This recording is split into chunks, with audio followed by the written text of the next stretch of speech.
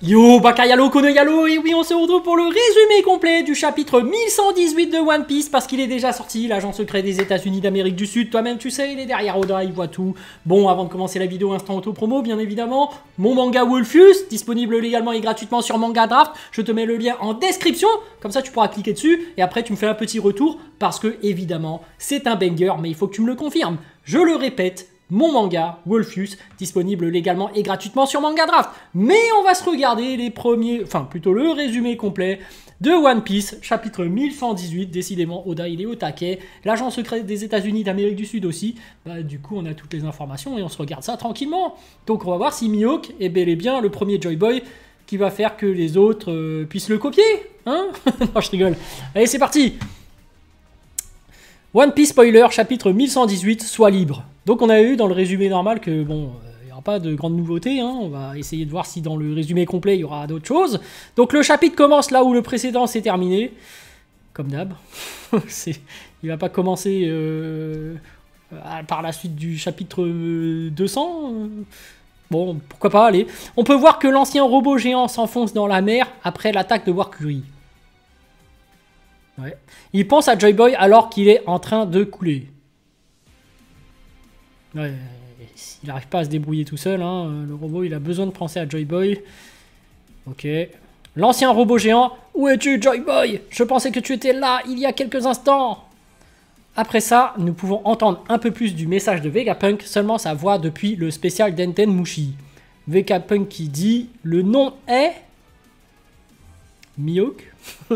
Ensuite, nous pouvons voir quelques réactions à travers le monde concernant l'interruption du message de Vegapunk à Alabasta. Nous voyons Koza et Toto avec d'autres citoyens.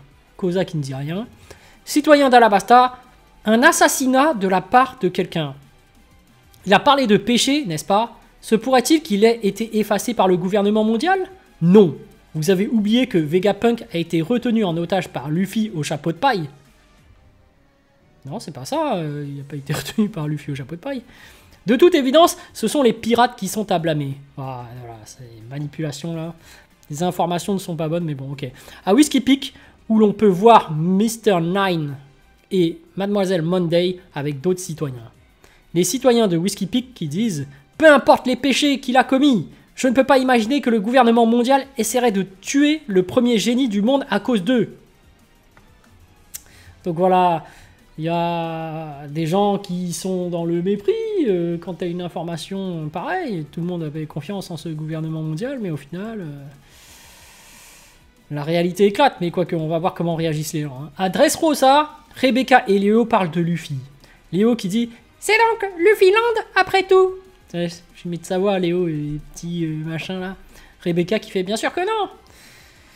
Retour sur l'île d'Egghead, York informe les 5 doyens qu'il reste encore 2 Vegapunk, Lilith et Atlas. York dit aussi que Punk Record continuera à grandir même après la mort de Stella. Ah, voilà, ils sont indépendants au final. Ok, les 5 doyens décident que leur prochaine priorité est d'éliminer les Vegapunk restants à l'exception de York. Voilà, leur priorité, c'est même pas d'abattre les Mugiwara, il n'y a aucune tension. Là, les Mugi, c'est comme s'ils avaient réussi à s'enfuir sur Elbaf. Mais bref, Luffy, Dory et Brogy atteignent le village et sautent sur le navire d'Elbaf. Bon, voilà, c'est bon. Rejoignent Bonnie, Sanji et Franky. La marine dit que les géants sont trop forts, mais ils ne peuvent pas les laisser s'enfuir alors qu'ils ont amené de nombreux cuirassés du QG des marines pour les arrêter. Et c'est surtout le gros oeil, la marine, là, ils sont à la ramasse. Bonnet transforme les vice-amiraux Bluegrass et Doll en petites filles, ce qui permet au navire Elbaf de prendre la mer. Voilà, le pouvoir de Bonnie. En fait, c'est elle qui a le pouvoir le plus cheaté. Hein. C'est elle qui a le pouvoir le plus cheaté. Doll qui dit « Maudite soit Bonnet ». Bluegrass qui dit « J'ai honte de mon impuissance actuelle. Quelle capacité absurde ». Bonnet qui dit « Ne serait-ce pas un gros problème pour toi si je m'échappais, hein, la marine ?» Luffy salue Oimo et Karsi, qui est à moitié KO par l'attaque de Doll. Sanji contacte Nami et lui dit qu'eux aussi sont sur le point de prendre la mer. Pas de nouvelles de Zoro, Jinbei et Nejuro dans ce chapitre. Ah, c'est dommage parce qu'il y a un combat entre Zoro et Nejuro. Attends, on attend de voir ça. Hein. Luffy salue Oimo et Karsi, qui est à moitié KO par l'attaque de Doll. Sanji contacte Nami et lui dit qu'eux aussi sont sur le point de prendre la mer. Mais attends, mais c'est une répétition ça. Regardons la suite. Dans une double page finale épique du chapitre, nous pouvons voir le géant Bonnet en forme Nika, avec la même pose que Luffy dans la couverture du volume 106 de One Piece, avec le géant Luffy utilisant le Gear 5. Luffy rit comme la première fois que nous avons vu le Gear 5 à Onigashima. Bon là... Qu'est-ce que je voulais que je vous dise? Bonnet à niveau Yonko, hein. Qu'elle est capable de copier ça. Bon après, la maîtrise du haki, peut-être que c'est pas trop son truc, vu qu'en plus elle est petite, c'est en réalité une gamine. Luffy reste quand même bien plus puissant et Mihawk encore au-dessus, puisque c'est vraiment lui qui maîtrise le pouvoir de Nika. Et le haki, bah, il a pas de haki en fait, des rois, Mihawk. Jusqu'à preuve du contraire, mais jusqu'à présent, on ne l'a jamais vu utiliser le haki des rois, hein, je tenais à le dire. La transformation de Bonnet est exactement la même que celle de Luffy. Des nuages blancs flottant autour de son cou, des cheveux blancs et bouclés, des vêtements blancs à l'exception de son écharpe, des yeux avec des pupilles en forme d'anneau, la marine et les géants sont surpris de les voir. De Nika. Ça doit être difficile à gérer pour eux. Hein. Mais après, ils ont le Gorosei, des gens immortels, donc voilà. Les géants qui se demandent « Qu'est-ce que c'est que ça? Ouah, il y a 2 Nika !» La marine qui dit « Ce sont des géants blancs !» Warcury et Jupiter sentent une présence étrange. Ils se précipitent donc vers le vaisseau d'Elbaf. Luffy et Bonnet sont prêts à affronter Mars. Et Mars qui ne dit rien et « Allons-y, ouais !» Dans la dernière image du chapitre, nous voyons que l'ancien robot géant s'active à nouveau sous la mer. Ancien robot géant, il est là! Oui, ils sont là finalement! Ils sont là puisqu'il y a plusieurs Joy Boy. Et après, nombre de pages du chapitre 13. Attends, il y a moins de pages alors, ça veut dire qu'Oda il est toujours aussi fatigué. Attends, est-ce qu'il fait pas...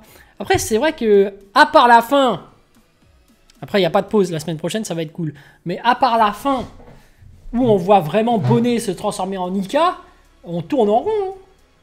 Il y a Vegapunk, on voit les gens réagir en fonction de la nouvelle. On tourne en rond, en fait. Ça fait depuis un moment qu'on fait le tour du monde, qu'on voit Léo parler, Rebecca et machin. Et en plus, c'est les mêmes persos, en fait. Déjà, dans les précédents chapitres, c'était déjà eux. Bon... Ce serait temps d'avancer. Bon, là, effectivement, on nous met un cliffhanger à la fin. On voit que Bonnet, ça y est, elle active le Nika, le Gear 5. Bon, est-ce qu'elle peut rivaliser avec Luffy, avec un Yonko? C'est une bonne question. Parce que, hormis ça, on sait qu'il ne sait pas trop utiliser le haki, hein, mais le pouvoir du Gear 5 de Nika, c'est quand même quelque chose d'assez puissant. Mais est-ce que c'est aussi puissant que ça? Tu vois? Est-ce qu'elle serait capable de rivaliser avec un membre du Gorosei? Et en se mettant à 2, est-ce que ce serait plus puissant? Donc il serait des passes de pizza avec Mercury ou je sais pas quoi là, Mercury. Enfin bref, bon voilà, hein, moi je trouve que ça avance très lentement et que Oda devrait accélérer. Mais bon, on sait que 3 ans c'est court. Moi je pense que, je le prédis déjà, les 3 ans il va jamais s'y tenir. Hein. One Piece ce sera pas fini d'ici 3 ans. Enfin bref les amis, sur ce je vous dis donc à plus dans le bus, ou plutôt à plus tard dans le car, ou plutôt à bientôt dans le bateau.